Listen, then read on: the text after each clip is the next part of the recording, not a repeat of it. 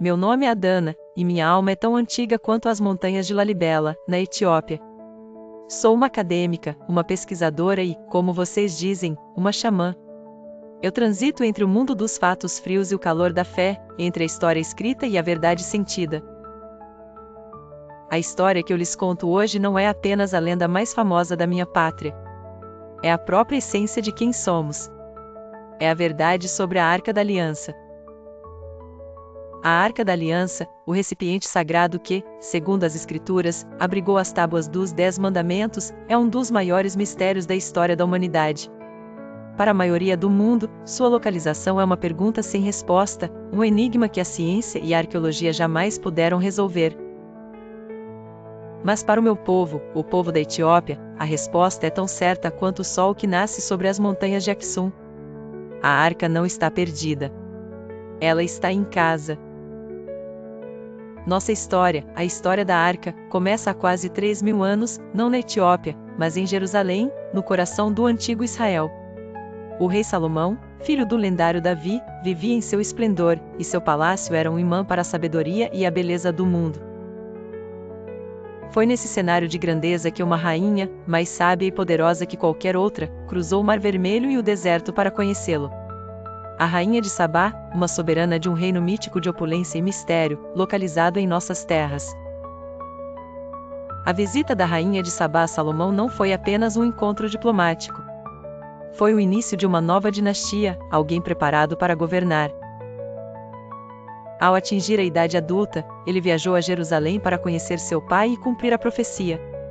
Salomão o recebeu com honras e propôs que ele ficasse para governar com ele. Mas Menelik, fiel à sua pátria, escolheu retornar. Para honrar seu filho, Salomão deu-lhe de presente uma réplica da Arca da Aliança. Mas a história, como a vida, tem suas reviravoltas. O grupo de sacerdotes e nobres que acompanhava Menelik em sua volta para a Etiópia não se contentou em levar uma cópia. Eles planejaram uma ousadia, um ato que mudaria o destino de duas nações para sempre.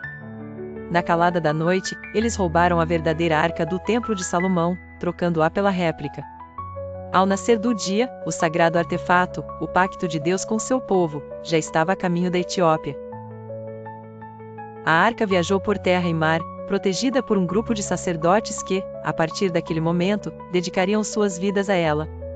A jornada foi longa e perigosa, mas, segundo a lenda, a própria arca os guiava e protegia. Chegando à cidade sagrada de Aksum, a arca encontrou seu lar em um templo, guardada com a mais absoluta reverência. Aksum tornou-se, assim, a Nova Jerusalém, o coração espiritual do meu povo. A arca foi guardada com tanto zelo que, ao longo dos séculos, sua localização exata foi protegida por um véu de mistério. Hoje, ela reside na Capela das Tábuas, um pequeno santuário ao lado da majestosa Igreja de Santa Maria de Sião. E a história da guarda da arca é uma das mais profundas demonstrações de fé que eu conheço. O guardião da arca, o Abuna da Tábua, é um monge que dedica sua vida inteira ao artefato. Ele é escolhido ainda jovem e, a partir do momento em que assume a tarefa, não pode sair do recinto da capela. Ele vive em completa reclusão, com a única missão de proteger e orar sobre a arca. Ele é o único ser humano no mundo que pode vê-la. Ele não tem contato com o mundo exterior, exceto para transmitir a mensagem de que a arca está segura.